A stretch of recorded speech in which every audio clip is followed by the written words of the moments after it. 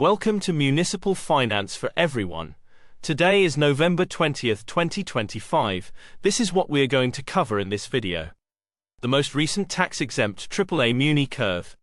The most recent tax-equivalent AAA Muni Curve. The daily change of both the AAA Muni and Treasury curves. Their week-to-date change. How the AAA Muni Curve has changed year-to-date. Terms and definitions. Let's go over the most recent composite tax-exempt Muni AAA curve.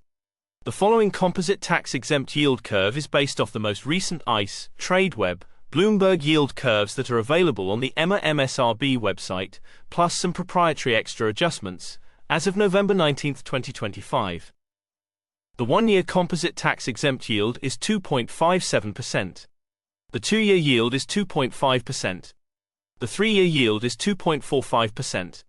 The 5-year yield is 2.43%. The 10-year yield is 2.76%. The 20-year yield is 3.87%. The 30-year yield is 4.13%. Let's now go over the most recent composite tax-equivalent Muni AAA yield curve. The following graph shows, in red the tax-exempt after-tax Muni yield curve, versus in blue its tax-equivalent pre-tax version assuming a 40.8% top tax bracket as of November 19, 2025. Why would you care to see the tax-equivalent version of the Muni yield curve? More on this later. Let's first go over the pre-tax, aka tax-equivalent yield curve. The one-year tax-exempt yield is 2.57%, corresponding to a 4.34% tax-equivalent yield for investors in the top tax bracket. The two-year tax-equivalent yield is 4.23%. The 5-year tax-equivalent yield is 4.11%. The 10-year tax-equivalent yield is 4.66%. The 20-year tax-equivalent yield is 6.54%. The 30-year tax-equivalent yield is 6.97%. Let's now go over the tax-equivalent Muni AAA yield curve versus the US Treasury Curve. The reason why investors and financial professionals care about Muni's tax-equivalent yields is to simply have the ability to compare them against US Treasury yields, which are pre-tax yields.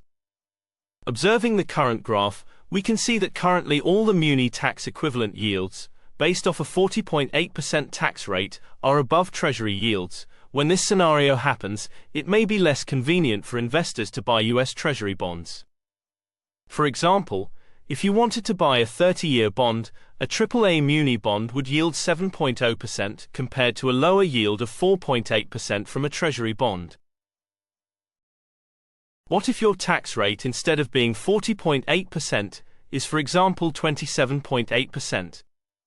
You may wonder if Muni yields are higher or lower than Treasury yields if you are in a lower tax bracket.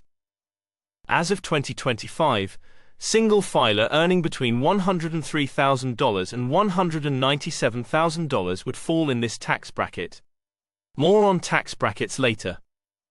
Observing the current graph, we can see there are still some parts of the tax-equivalent Muni curve, displayed in red, currently trading above the Treasury curve, displayed in blue. Back to the tax-exempt version of the Muni curve. Municipal traders and portfolio managers often compare how cheap or rich municipal bonds are versus treasuries by looking at the ratio curve. For each maturity of the curve, we simply compute the ratio between tax-exempt Muni yields and Treasury yields. In general, the closer to 100% a ratio is, the cheaper Muni bonds are. More on ratios at the end of the video. The current one-year ratio is 68%. The 2 years ratio is 69%. The 5 years ratio is 65%. The 10 years ratio is 66%. The 20 years ratio is 81%. The 30 years ratio is 86%. Let's now go over how the Muni AAA tax-exempt curve has changed since the prior business date. The graph displayed on the top-hand side shows the most recent curve versus the prior day curve. The bar plot on the bottom-hand side shows instead the difference between the two curves in basis points. The one-year tenor changed 0 basis points. The 2-year tenor changed 0 basis points. The 5-year tenor changed 0 basis points. The 10-year tenor changed 3 basis points. The 20-year tenor changed 12 basis points. The 30-year tenor changed 9 basis points. Munis and Treasuries daily change. This graph shows how both Munis and Treasury yield curves have changed versus the prior business date. They usually tend to move in the same direction, even though it's not uncommon to see days during which they move in the opposite directions. In general, daily changes between -2 and +2 basis points are quite common. Daily yield changes greater than 5 basis points indicate days with a high level of volatility. This graph is similar to the previous one, but instead of showing how interest rates have moved versus the prior day, they show how much they have changed since the end of the previous week. The current bar plot shows how Munis and Treasuries have changed since last Friday. This graph shows how much interest rates they have changed since the end of the previous month. The current bar plot shows how Munis and Treasuries have changed since the end of October. Let's now go over how the Muni AAA tax-exempt curve has changed year to date. The graph displayed shows on the top-hand side the most recent AAA Muni curve versus the curve at the end of last year. The bar plot on the bottom-hand side shows instead the difference between the two curves, meaning how much each tenor of the Muni curve has changed in basis points. The 1-year tenor changed -32 basis points. The 2-year tenor changed -35 basis points. The 5-year tenor changed -44 basis points. The 10-year tenor changed -29 basis points. The 20-year tenor changed 26 basis points. The 30-year tenor changed 23 basis points. This graph is similar to the previous one, but instead of showing how interest rates have moved versus the prior day, they show how much they have changed since the end of the previous week. The current bar plot shows how Muni and Treasuries have changed year to date.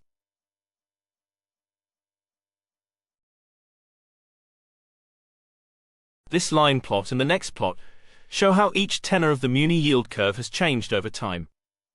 From the 31st of August 2023 to the 19th of November 2025, the 1-year yield has dropped from 3.24 to 2.52. The 5-year yield has dropped from 2.85 to 2.4. The 10-year yield has dropped from 2.84 to 2.74. The 30-year yield has increased from 3.85 to 4.08. Terms and definitions. What do we mean with composite? Every day thousands of Muni bonds are traded, as you can freely see on the EMA website. Different data providers like ICE, Tradeweb, Bloomberg, to name a few, provide their model implied Muni AAA yield curve. Given that it's very difficult to tell which curve is more accurate on any given date, we compute for every tenor the average off the yield curves available to us, plus some extra adjustments. Currently, we manually capture yield curves and bonds yields available from the EMA MSRB portal. What do we mean with tax-exempt yield? Yield is one way to measure how much return you earn each year when you invest in a bond. Meaning, yield is usually an annualized measure. For example, if you invest $1,000 in a bond with a 5% yield, and it matures in 1 year, you'll get $50 in interest plus your $1,000 back 1 year from now. But most bonds are taxable, meaning you must pay your ordinary income tax on that $50. If you're in the highest tax bracket, currently 40.8%, your after-tax interest actually received would be $50 times 1 minus 40.8%, and that's equal to $29.60. This means your true after-tax yield is 2.96%, not 5%. On the other hand, most, but not all, municipal bonds, aka Munis, are usually tax-exempt at the federal level. That means the full 5% yield from a Muni bond stays in your pocket, no federal tax is taken out. This is very important to keep in mind when comparing municipal bonds that offer a tax-exempt yield versus the yield of taxable securities, like US Treasuries and corporate bonds. What do we mean with tax-equivalent yield? From the previous slide, we know most but not all muni bonds offer tax-exempt yields. However, in order to fairly compare a muni bond to a taxable bond like a US Treasury, we need to ask, what taxable yield X would give me the same after-tax yield as the one given by my tax-exempt muni bond? This X is what is usually called tax-equivalent yield, TEY, and it shows what a taxable bond would need to yield to match the muni's tax-free return. The formula to compute the tax-equivalent yield is given by muni, tax-exempt yield divided by 1 minus tax rate.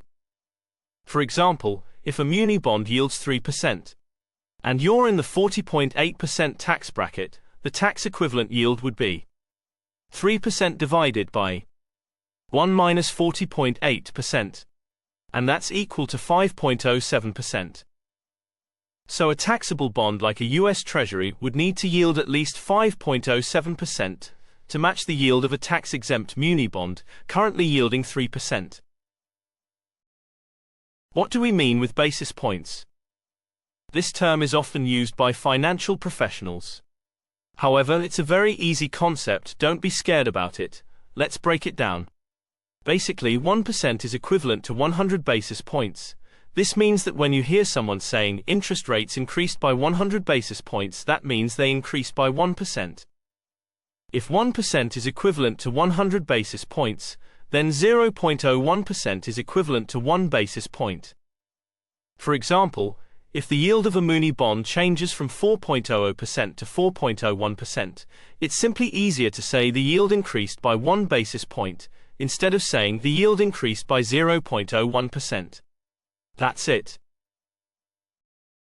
What do we mean with muni-treasury ratios, and why are they important?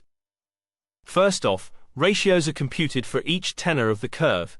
This means we compute the 1-year ratio by dividing the 1-year tax-exempt muni yield by the 1-year Treasury yield.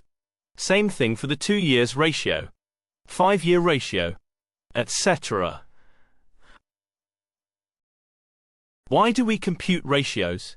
They are one way portfolio managers and traders use to measure the relative value between municipal bonds and treasuries. Treasuries are the risk-free benchmark backed by US government. Munis are obligations issued mostly by states and cities. Therefore, professionals want to know, am I getting enough extra yield in munis compared to risk-free treasuries? If, for example, the 30-year ratio is 100%, that means the 30-year tax-exempt muni yield is the same as the 30-year treasury yield. However, the treasury yield is taxed, whereas the muni yield usually is not. Hence, in this case, you'd be better off holding a muni bond.